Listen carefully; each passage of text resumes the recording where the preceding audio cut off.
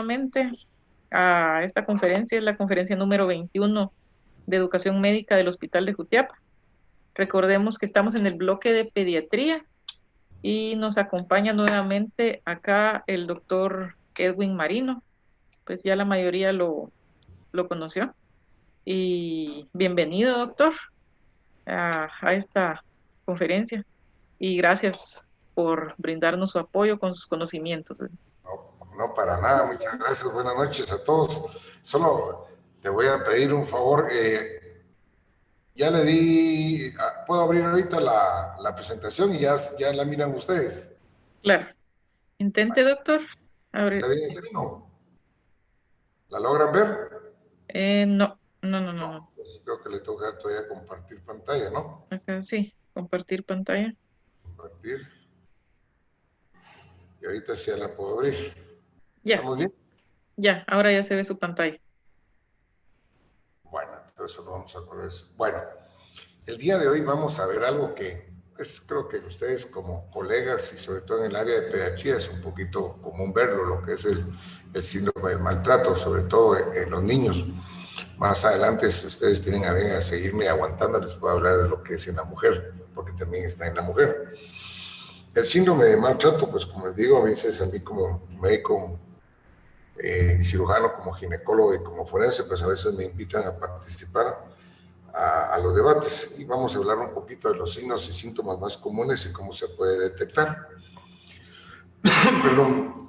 Definición dice que toda forma de perjuicio, castigo, humillación o abuso físico o psicológico que lleve a cabo por descuido, omisión o trato negligente, acuérdense que omisión es que dejemos de hacer algo, malos tratos o explotación, comisión incluidos los actos sexuales abusivos y de abuso sexual, y en general toda forma de violencia o agresión sobre el niño, la niña o la adolescente por parte de sus padres, representantes legales o cualquier otra persona que den como resultado la morbilidad y la muerte. UNICEF define que víctima es aquella que es menor de 18 años. Entonces, el llamado síndrome del niño agredido, Batre-Chan, pues se puede dividir en lo que es una agresión, la cual puede ser activa o pasiva. Activa cuando estemos ejecutando algo, y pasiva cuando dejemos de hacer algo. La activa, a su vez, se divide en aguda y crónica. Aguda cuando se está haciendo en un momento o se hace una sola vez, y crónica cuando esto se va repitiendo de una forma constante y perenne, ¿verdad? Entonces, en la activa, ¿qué vamos a encontrar? Pues pueden haber contusión. Si nos definimos qué es contusión, es toda lesión que se produce por objeto que es romo y no tiene punta. Por ejemplo, una patada, una manada, un garrotazo. Y esto es en el cuerpo y la característica es que va a tener diferente data. Esa es una cosa muy importante que ustedes tienen que ver. Entonces se dice que es activa aguda cuando son lesiones que son causadas en un solo acto. Y activa crónica, lesiones por castigo reiterado y frecuentemente ocurre cuando esto se da por varios días. Son aquellos niños que son pues, castigados, maltratados, agredidos en los diferentes días de una semana o en un mes. Miremos algunos ejemplos. El hecho de la embarazada, miren qué lujo, echándose su cigarrito y echándose su traguito. Eso es un maltrato para el bebé nonato aún. Vemos esta bofetada en esta niña, vemos esta equimosis. Equimosis se define como un moretón, ¿verdad? Y se caracteriza porque tiene estructura de pequeños vasos capilares a nivel de la piel, y esos se extravasan, y con el tiempo, esta extravasación, la hemoglobina se va degradando, y la equimosis, ojo, tiene una característica que se puede datar. Se puede datar quiere decir que se puede dar la fecha en que se produjeron aproximadamente.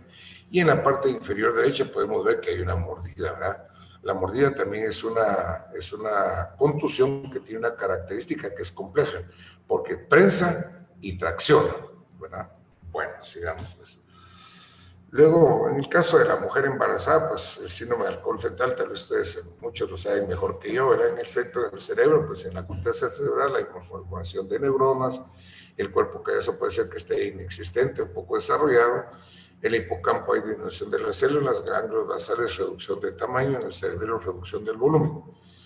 Consecuencias generales en el desarrollo del niño a nivel físico, pues puede ser un niño con poca estatura, cabeza pequeña, problemas de visión, oído, ojos rasgados y separados, trastornos renales del corazón y de huesos, disfunción del sistema nervioso central. A nivel cognitivo y del comportamiento, o sea, del conocimiento, problemas del lenguaje, dificultad para el aprendizaje, problemas de conducta y de control de las emociones y algún tipo de hiperactividad. Y aquí te podemos ver algunas características: los pliegues palpebrales cortos, el pliegue epicanto, el surco nasal labial liso. No tenemos esta característica de esta depresión que todos la tenemos. Puede haber micrognatia, una cara media plana, nariz corta y el labio superior sumamente delgado. Estas son algunas de las características que se pueden ver manifestados en las personas, en los niños. Y aquí tenemos algunos ejemplos. Yo en alguna oportunidad tuve el chance de evaluar a un chico que lo habían quemado con cigarros y el papá y la mamá le pegaban con un bejuco. Entonces le producían lesiones circulares más o menos en diferentes partes del cuerpo, como era tórax, abdomen, brazos. Y aquí pueden ver ustedes este tipo de agresión que se puede efectuar o producir en los niños. Sobre las estadísticas, ¿quién es el agresor? La madre biológica aparece con un 52%, el padre biológico en un 36%, el padre no biológico en un 4.5% y el abuelo en un 3.5% y otros en un 4.6%. Aquí podemos ver en el extremo superior derecho una persona un niño que ha sufrido quemaduras, y en la parte inferior izquierda pues vemos, por ejemplo, que está amarrado con una cadena. Y en la parte inferior derecha, pues la madre o una persona femenina, que en este caso por las estadísticas se puede deducir que es la madre, que le está pegando con un zapato y con la punta del tacón tipo aguja. Perdón, yo uso mucho el ventilador y eso me ocasiona un poquito de molestias. No, todavía no he tenido ningún problema del famoso virus. Hallazgos, pues ¿qué hallazgos vamos a tener? Vamos a tener equimosis en los labios, ¿verdad? Generalmente se les da una bofetada, una trompada. Esto va a ocasionar que tengan heridas en las mucosas. Y una característica, cuando ustedes miren un niño que tiene ruptura del frenillo, es casi condición sine qua non, que es consecuencia de una bofetada. En miembros superiores, pues vamos a tener también con frecuencias que van a ser equimosis, ¿verdad? Que con frecuencias van a ser bilaterales, ¿verdad? Y a veces es cuando se toma al niño de los brazos y se carga. En las mordidas, por ejemplo, puede haber mordidas en mejillas, en hombros, nalga, tórax. Ya vimos aquella imagen de aquel niño que tenía en el tórax, ¿verdad? Los huesos, pues pueden haber fracturas de costillas, sobre todo en el arco posterior, y tienen la característica que van a seguir una línea recta, y eso es cuando a veces se agarran a los niños y se presionan contra sí, o sea, contra el pecho de la persona que los está cargando, para hacerlos supuestamente caer. A veces cuando se hacen en abdomen, también me parece que puede haber un trauma cerrado de abdomen con estallamiento de víscera hueca. Y esto pues puede ocasionar, cuando se agarran del tórax, pueden haber fracturas en dirección lateral. Otra característica muy importante es que vamos a encontrar desprendimiento de pequeños fragmentos de huesos en extremos de los huesos largos por sacudidas y rotaciones forzadas.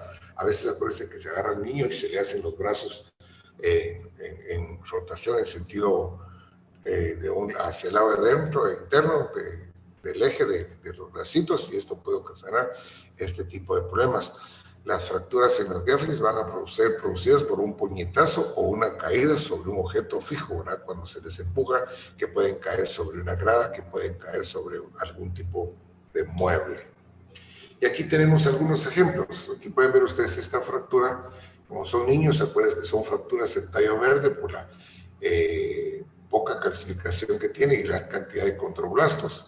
Y aquí podemos ver más o menos una fractura en lo que es en la cabeza del radio, como está desplazada, y otra a nivel de la diáfisis, más o menos en tercio medio de lo que es la pierna. Y aquí lo que les decía, cuando ustedes miren una ruptura del frenillo, esta es una forma característica o característico de que ha sido secundario a una bofetada. Aquí lo podemos ver con mayor claridad, y aquí podemos ver, pues obviamente, que un palo, un garrote, que esto va a provocar una contusión. Acuérdense que equimosis es un morete pequeño y yo siempre digo que el hematoma es la hermana grande de la equimosis. Y aquí pues nos recordamos de nuestra anatomía, lo que es la parrilla costal. Aquí pueden ver algún tipo de fracturas lineales que se pueden ver cuando estos chicos pues son compresionados sobre el tórax de la otra persona, ya sea si sea una compresión anteroposterior o puede ser lateral o inclusive oblicua, ¿verdad? Así va a ser la manifestación. Aquí podemos tener obviamente una fractura de cubitus radio. Esta es una característica cuando se cargan los niños hacia arriba, como pueden verse en esta diapositiva. Se carga, entonces esto va a producir este tipo de fractura hacia arriba con la rotación respectiva. Y lo que es el niño sacudido, ¿verdad? Que lo que va a ocasionar va a ser una hemorragia cerebral, porque el shaking baby, cuando se agarra y no deja de llorar y se le sacude y la cabeza parece péndulo de un lado hacia otro. Esto es muy característico de lo que es el shaking baby o niño sacudido.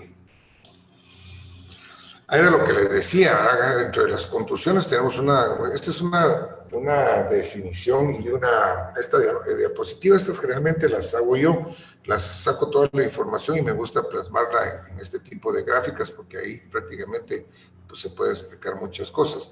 En Vargas Alvarado, que es una medicina legal o medicina forense que me gusta mucho, de un autor costarricense, porque va al grano, es muy sencilla, fácil de entender y se entiende perfectamente. Vargas Alvarado es un forense costarricense que se formó en Estados Unidos e hizo un libro. Lamentablemente no se encuentra mucho porque pues, ha tenido demanda y esto a veces cuesta que haya literatura. Yo a través de los años pues, he logrado conseguir varios. Pero miramos lo que dice la contusión. Aquí lo que les decía, aquí tenemos lo que es, se me ocurrió, aquí están las equimosis. Durante las equimosis van a haber sanguíneos, las hemorragias sanguíneas y linfáticas, y estos los sanguíneos que pueden ser superficiales y profundos. Era lo que les había dicho yo. Nosotros damos cuenta cuando la madre nos está mintiendo porque, como les había dicho, la equimosis se puede datar o se puede fechar más o menos aproximadamente la fecha en que se ocurrió el daño por la degradación de la hemoglobina que se da dentro del cuerpo. Por ejemplo, el primer día cuando se le da un bofetón o un golpe contuso a una persona, pues el primer día la equimosis va a ser color rojo. Luego esto pasa de 2 a 3 días, se convierte en morado negruzca, que es por el desprendimiento de la hemoglobina. En tercer lugar, pues está de 4 a 6 días, es cuando está azul violácea por la hemosiderina. De 7 a 12 días se pone verde por la biliverdina y de 13 a 21 días se torna amarilla por la bilirrubina hasta que logra desaparecer. Hay una característica, esto no quiere decir que el primer día es rojo y el segundo a tercer día pasó, no, puede haber un pequeño traslape, ¿verdad?, entre uno y otro, y eso es básicamente pues con la experiencia y el conocimiento que uno va haciendo el cálculo aproximado de la data.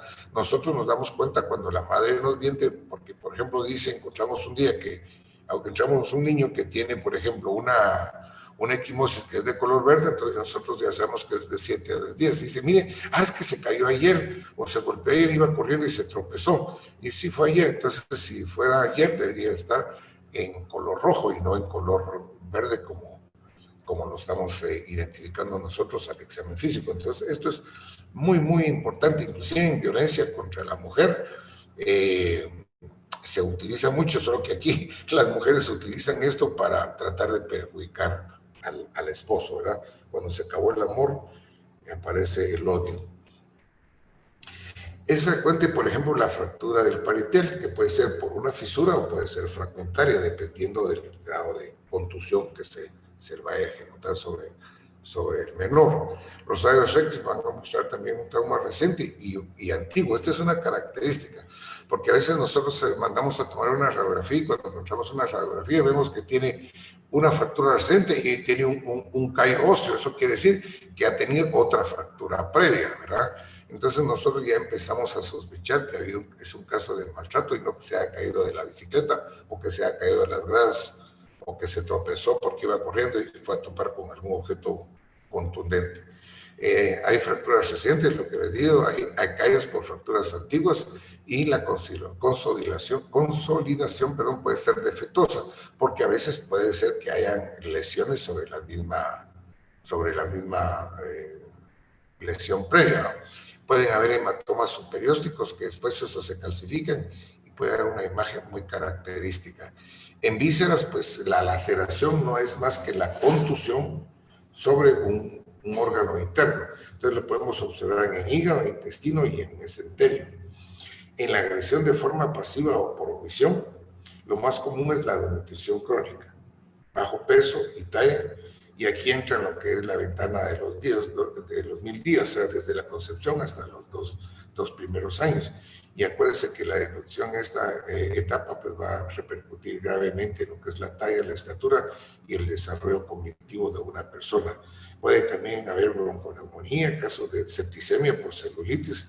Yo vi un caso de un chico que le habían dado como un alambre y eso le ocasionó que le estallara la piel, ¿verdad? Le hizo un equimosis y hematoma y le estalló y le laceró la piel en alguna parte el alambre y esto le ocasionó celulitis y después el niño estaba ingresado en los aguas por una septicemia. Enfermedades en oído, laringe y vejiga. A veces el uso de drogas es muy común para tranquilizarlos. Aquellos niños que no les dan de comer, obviamente van a estar pasando en la noche momentos desagradables y esto hace que empiecen a beber y entonces vienen y les dan drogas. En este caso nosotros mandamos a hacer drogas de abuso y hemos encontrado lo más común es el famoso diazepam, que se lo logran meter a veces en la pacha en un agua azúcar, una pacha con agua con azúcar. Aquí podemos ver en ejemplos es que ponen a calentar una cuchara a través de una veladora y eso se lo pegan a los niños, ¿verdad? El hecho de que un niño esté, como vemos en el margen superior derecho, a esta edad que este chico podrá tener fácil unos 10, 12 años lustrando eso, no sino de maltrato.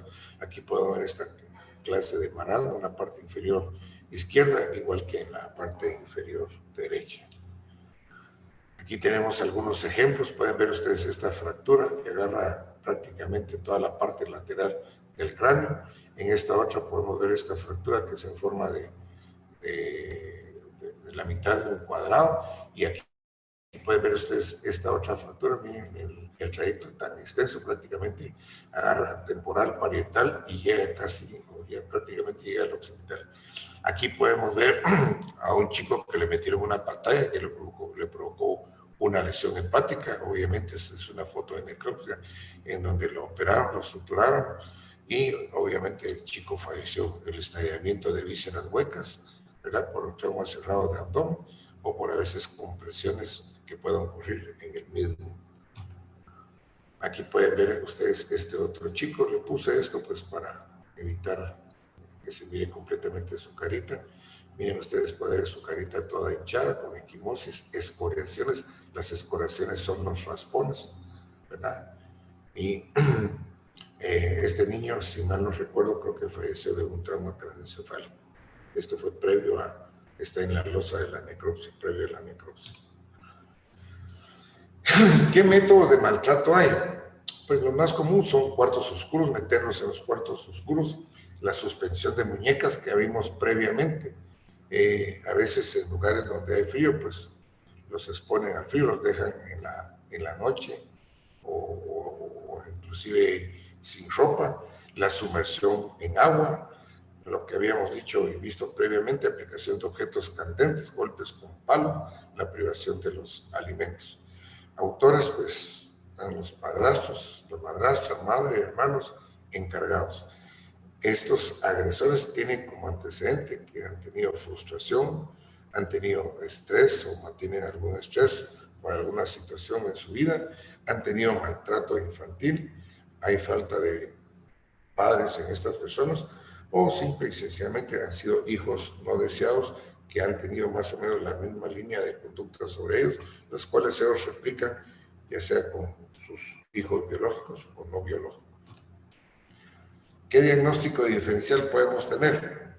Pues tenemos lo que es la púrpura trombocitopénica idiopática, el escorbuto, que es la carencia de vitamina C, el raquitismo, que es el problema de la vitamina D, calcio, aquí hay un error, es la osteogénesis imperfecta, que esto, si ustedes se recuerdan, es el niño azul, ¿verdad? Que se llaman, que es la característica que se le mira a la esclerótica, el ojo azul, la sífilis y la leucemia.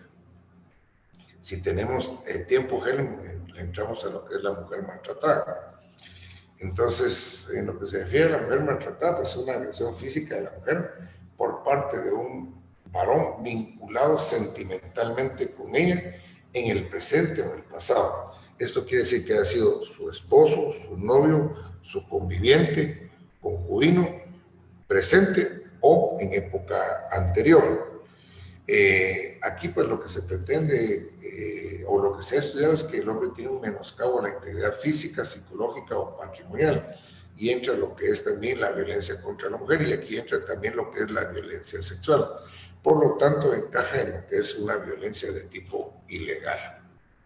Violencia es toda forma de fuerza que destruye o daña, y el agresor es todo compartimiento en torno a una intención hostil.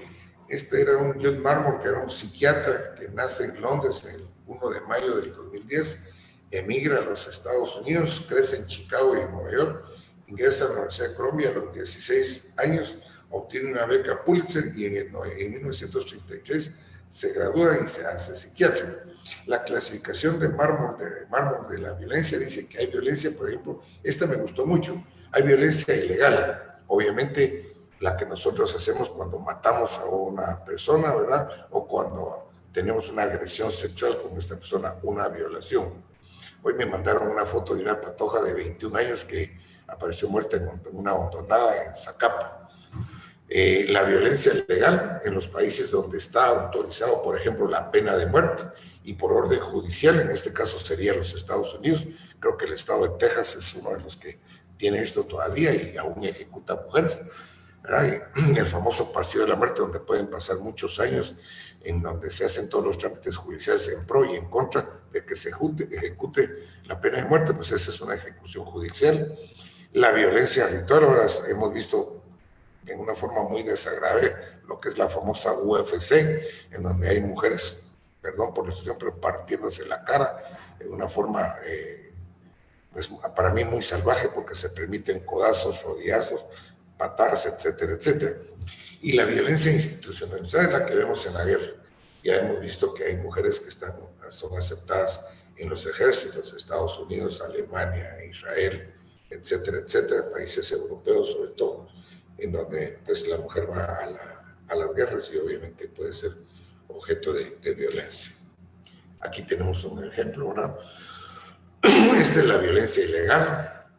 Esto es aquí en nuestro medio, si mal no recuerdo, la que se ejecuta con las mujeres.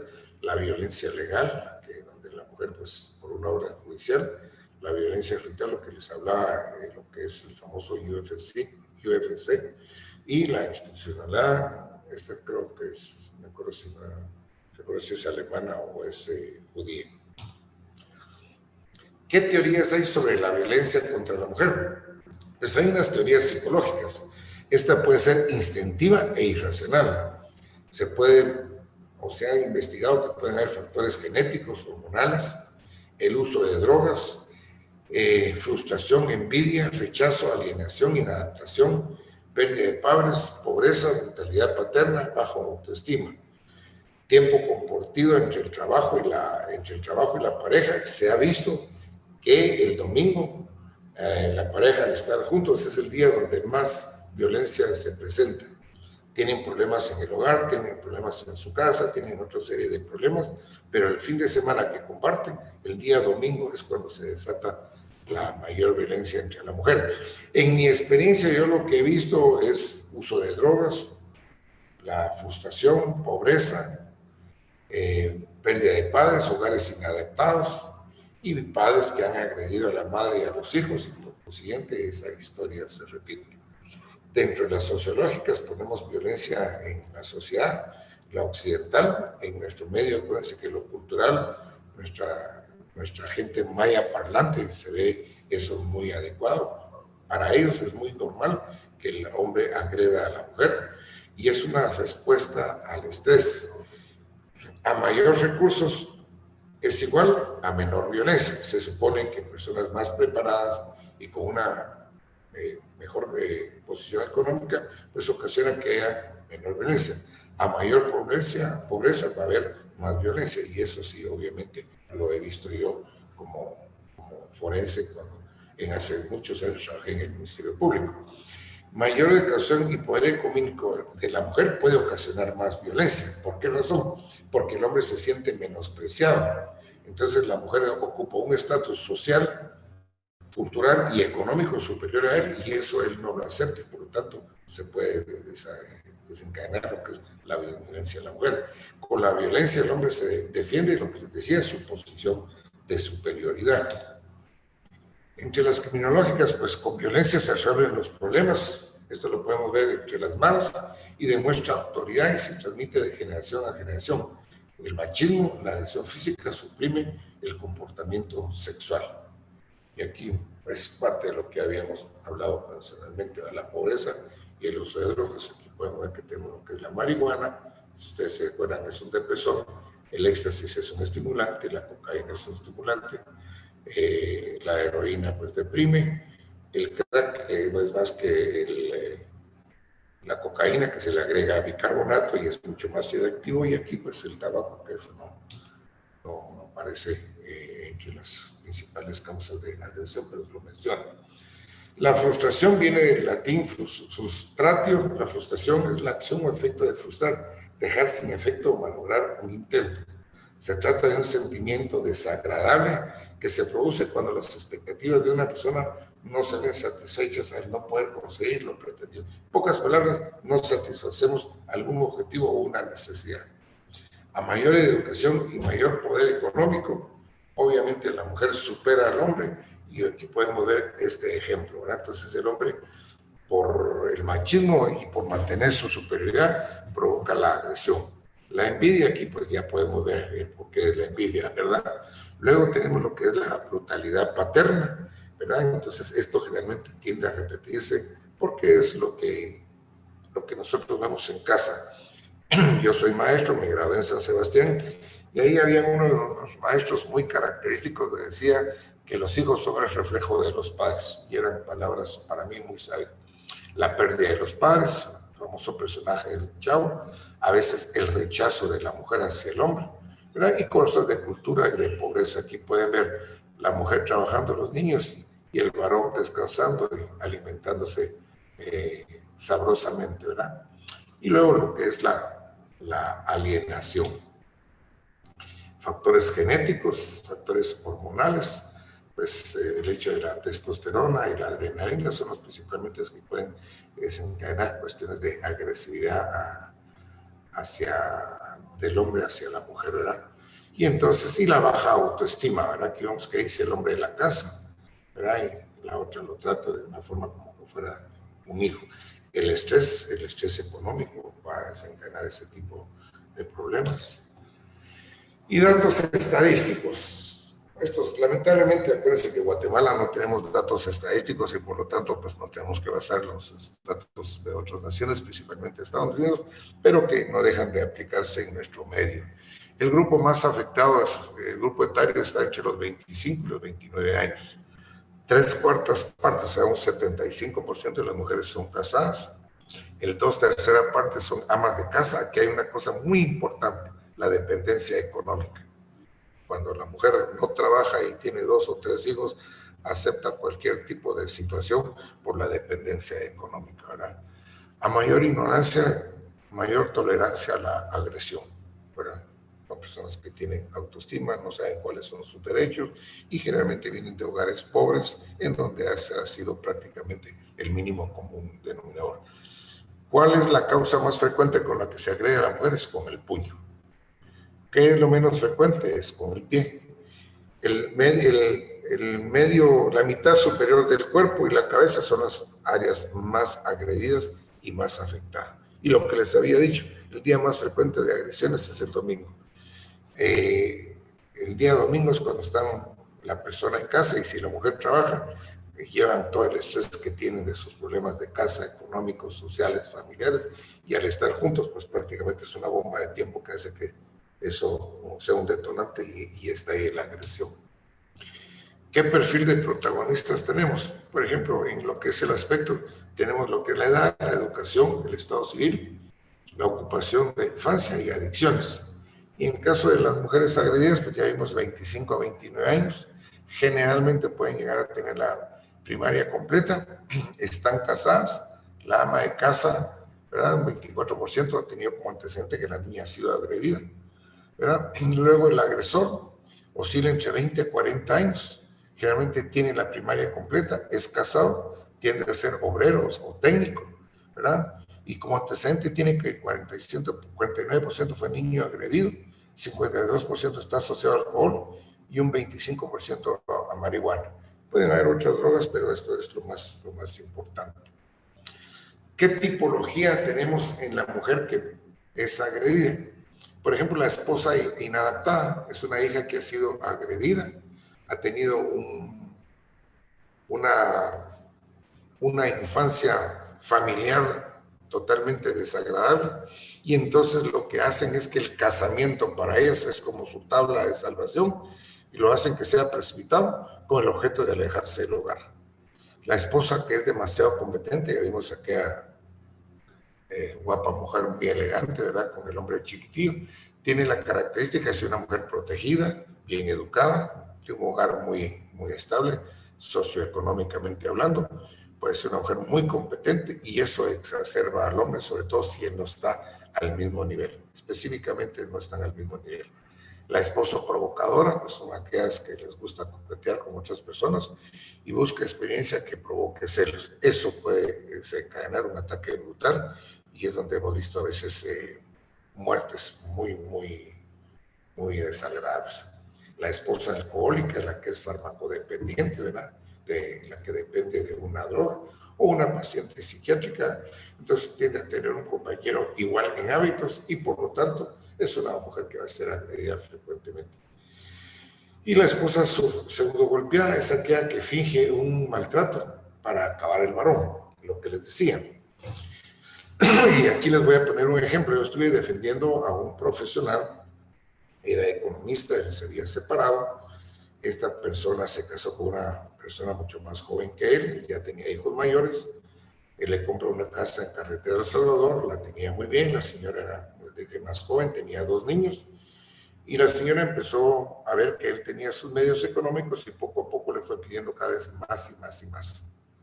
Desafortunadamente llegaron un momento en donde él le tuvo que decir: mira, mija, obviamente pues tengo mis medios, pero la plata tiene un límite y no puedo gastar todo lo que tú me estás pidiendo. Eso fue el detonante.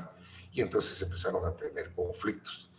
Para no cansarles, que la señora puso una demanda por maltrato físico y psicológico en el MP, que fácilmente le podría, creo que de 9 a 10 años. Este no es mi campo, pero por ahí puede estar la sanción. Y cuando la fue a evaluar, dijo que la había agredido, la agresión había sido a las 8 de la mañana y fue más o menos a las 12 al MP para que la evaluaran, puso la denuncia, la evaluaron. Y entonces, si ustedes se recuerdan, en este caso las equimosis debían ser de color rojo, pero estaban de color verde. Eso me llamó a mí la atención y entonces fue prácticamente parte de la defensa que practicamos con el abogado. Y luego con el abogado decidimos, como ya eran de Nicaragua, decidimos que se investigara si ella estaba soltera y decía que había tenido 2 niños acá y que habían nacido en la parte sur, en la costa, no recuerdo ahorita. Sorpresa para nosotros y más para el abogado, que la señora estaba casada en Nicaragua y los 2 hijos habían nacido en Nicaragua. El juez dio una sentencia absolutoria para este personaje y dictó lo conducente, o sea, como quien dice, se le volteó la tortilla. Aquí cae este caso muy en particular y eso a veces lo veo con alguna frecuencia. Aquí era lo que les decía, ¿verdad? La esposa inadaptada que al casarse, trata de salir de su hogar para librarse de eso. La que es muy protegida, la que es muy competente y la que está en algún tipo de droga. La esposa provocadora, la esposa psiquiátrica. Y con esto termino. Muchas gracias. No sé si hay preguntas o comentarios. Gracias, doctor Marino. Sí, importantes temas, ¿verdad? Que pues realmente vemos a diario en las emergencias de los hospitales llegar pacientes pues de esta forma, pacientitos maltratados. Eh, Tengo una interrogante por acá. Claro, Cuando el padre o madre o encargado de un paciente pediátrico que está ingresado por un caso legal solicita un egreso contraindicado, ¿esto es procedente? bueno, sí puede Eh, ser procedente, pero siempre es bueno, como creo que no sé si fue con ustedes que lo comenté, dejar las observaciones del caso, ¿verdad? Nadie puede tener a nadie a la fuerza y si la madre o el padre lo quiere retirar, es nuestra obligación hacerle ver el hecho de que está contraindicado y que esto le puede provocar serios problemas de salud e inclusive la muerte. No sé si ustedes en cada una de las unidades, yo no recuerdo, yo iba a Jalapa con alguna frecuencia cuando estaba el del Portillo y bueno, todavía está Marden, si tienen algún departamento jurídico, porque tengo entendido que ahora también ya puede ponerse una denuncia en PGN y eso puede de alguna manera proteger al menor. Y ustedes pues solo en la hoja de descargo, en donde hay dos o tres personas, testigos que firmen, acompañando a la firma de ustedes, pues creo que están protegidas. Pero por ahí creo que hay algo de la PGN que se puede pedir que se haga una investigación, ¿verdad? Porque acuérdense que esta gente trata de ocultar cualquier tipo de investigación cuando estén sospechando que ellos pueden tener una causa de maltrato infantil. sí, sí, de hecho, ¿verdad? También para comentarle a todos los participantes, ¿verdad? Más a los que están en nuestro hospital, que nosotros tenemos en el hospital un comité de atención a la víctima. Entonces, este comité pues trata tanto pacientes adultas y pues también en el caso de pacientes de maltrato infantil.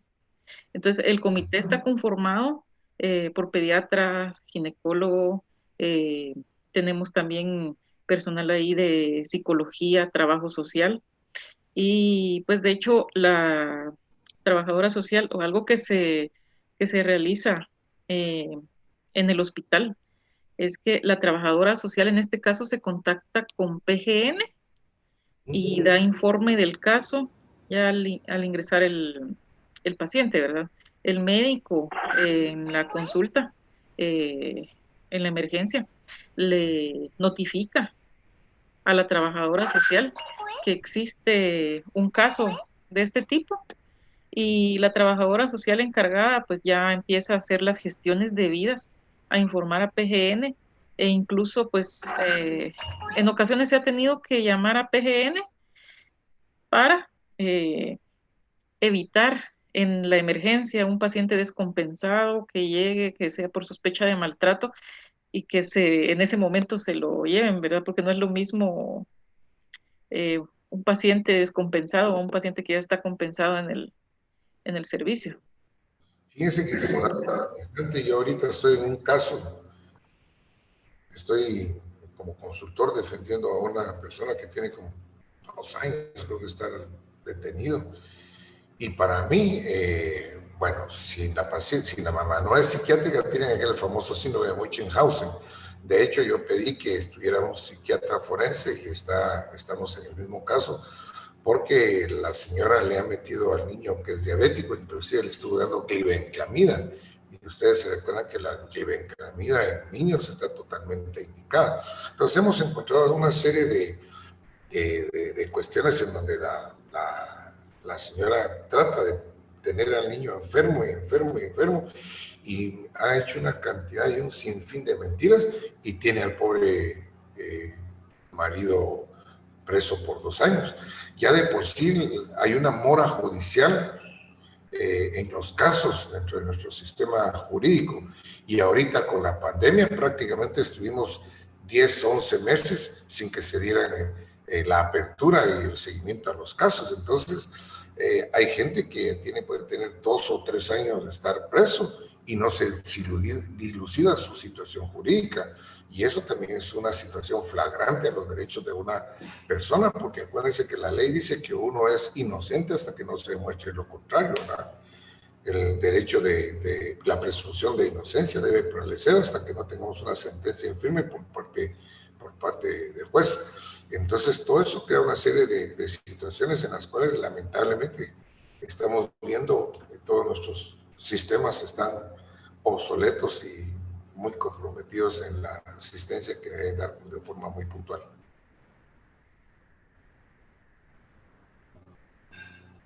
Tengo un interrogante por acá, pero creo que esto es más del hospital que algo del tema en general. Nos preguntan que si llegara un caso de emergencia, ¿qué se hace en el hospital?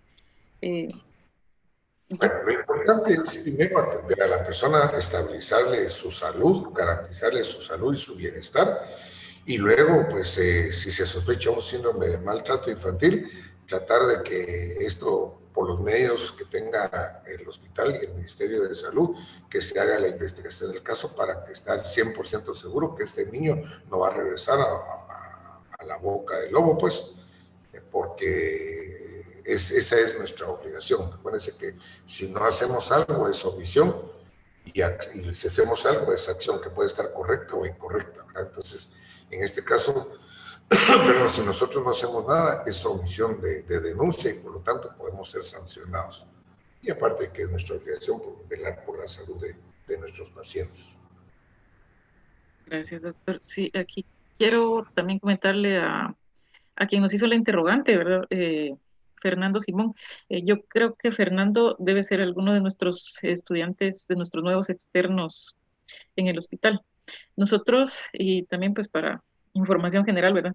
Por parte del hospital, pues se manejan diversos protocolos. Nuestro comité de atención a la víctima realiza capacitaciones en todos los turnos eh, con cierto tiempo.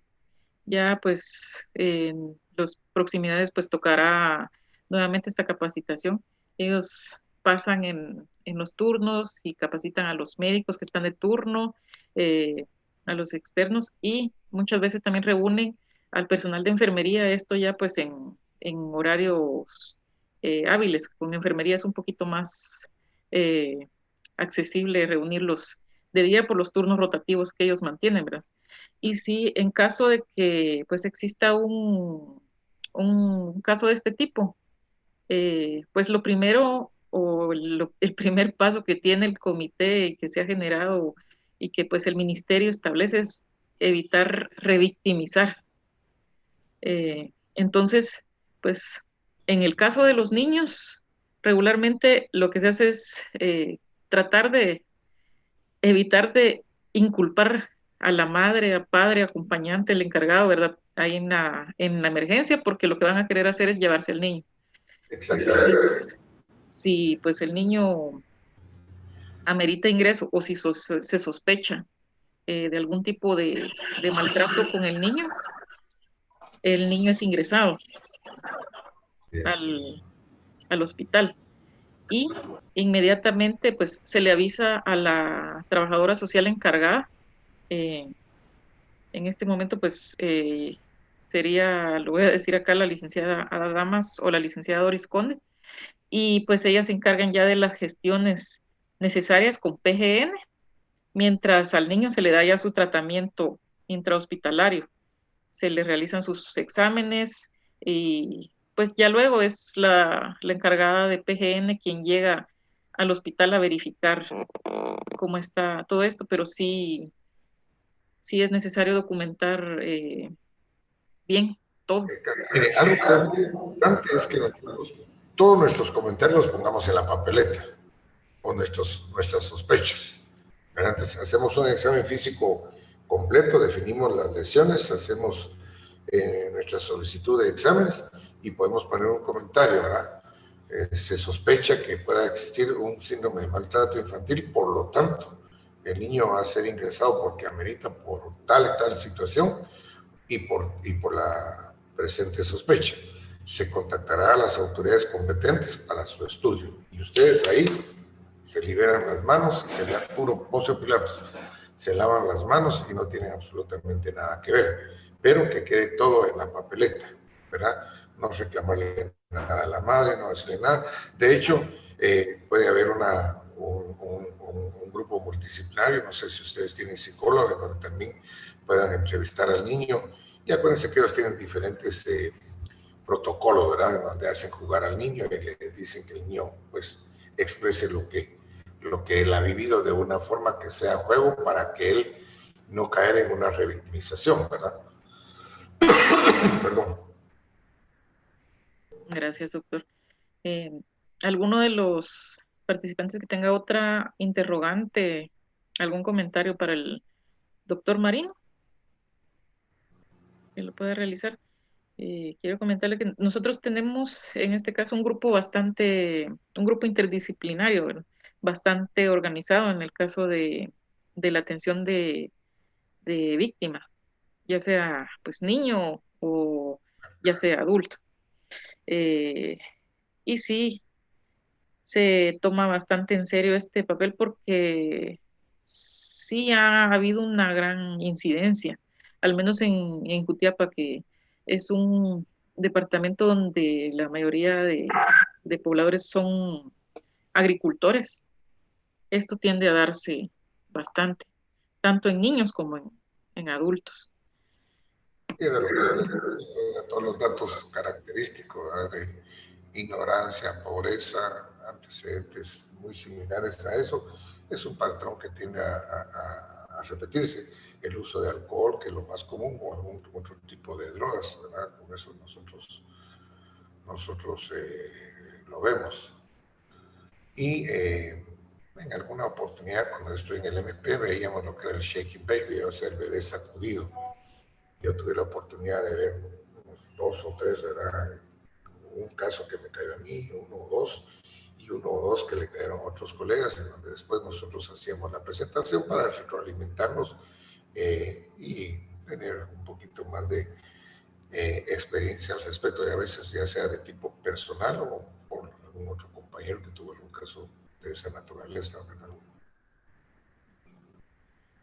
Es- no tengo otra interrogante por el momento por acá, doctor. Voy a trasladar en el chat Solo un el enlace. comentario, doctora. Ah, doctor Morales, ¿qué tal? Dígame, doctor. Bienvenido.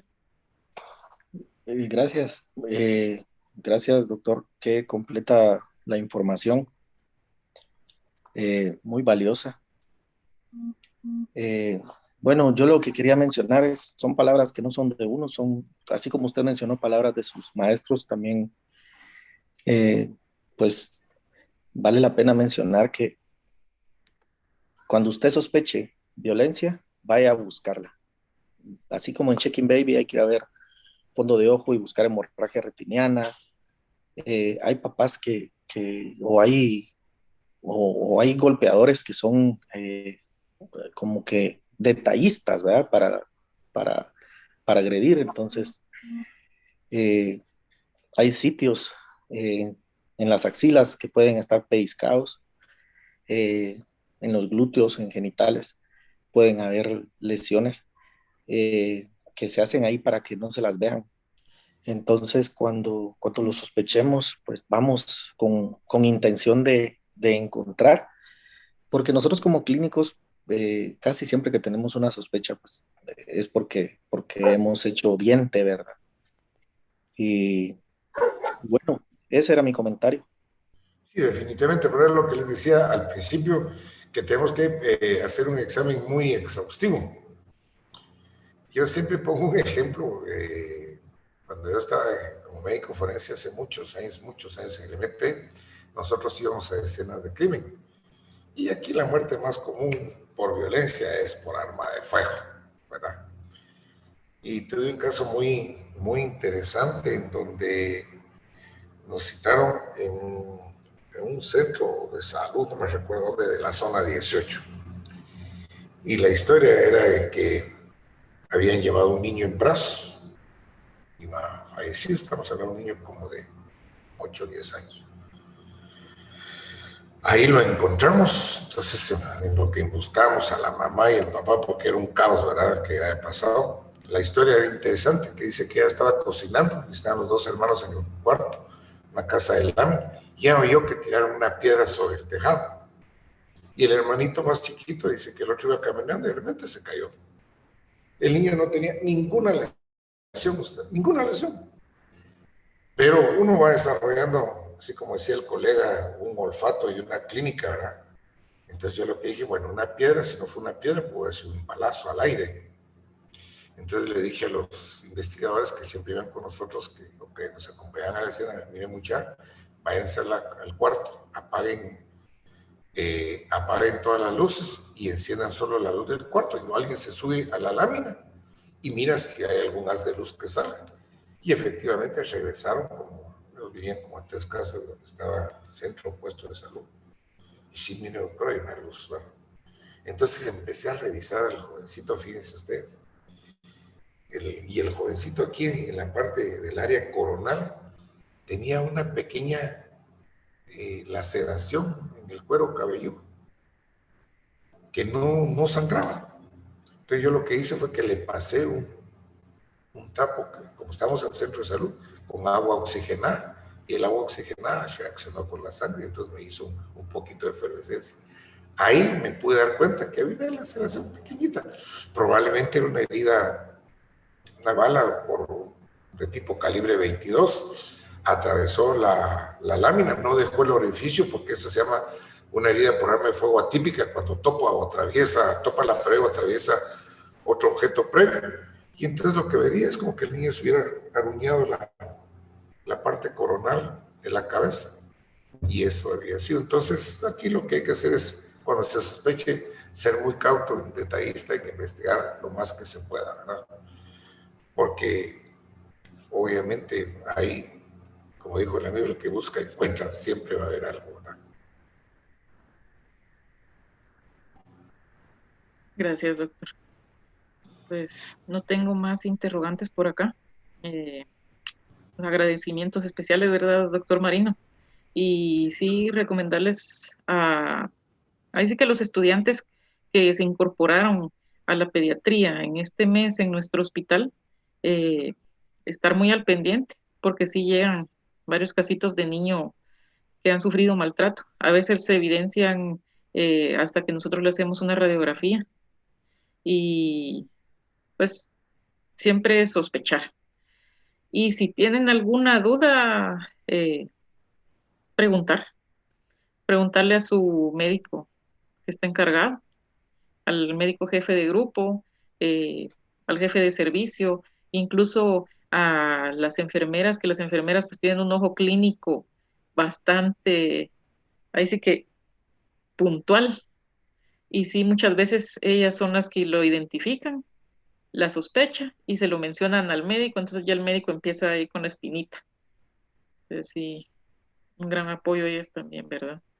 Y pues muchísimas gracias, doctor, Ahí estamos. por su apoyo, Espero por que nos sigan compartirnos invitando y seguimos platicando un poquito. y con ustedes algunos conocimientos que a veces pues no son tan particulares, pero que sí nos pueden ayudar, porque uno nunca sabe qué se va a topar o qué se va a topar en la vida, ¿verdad?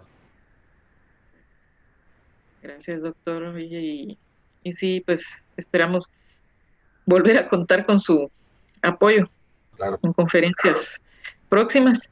Y pues a todos muchas gracias por haber acompañado esta conferencia de educación médica. Esperamos que les sea de utilidad, que pues lo que vieron acá, lo que aprendieron, lo pongan en práctica y les trasladé el enlace por el chat para poder inscribirse. Maltrato infantil es la palabra llave que vamos a utilizar esta semana. Y pues recuerden que estamos acreditados con el Colegio de Médicos y Cirujanos, ¿verdad? 1 hora crédito por esta conferencia. Pues muchísimas gracias, doctor, y gracias a todos Gracias. Feliz noche. por acompañarnos y que tengan una muy feliz noche. Feliz noche. Feliz noche a todos y Feliz noche a todos. felicitaciones al doctor. Feliz noche. Muchas gracias. Muchas gracias.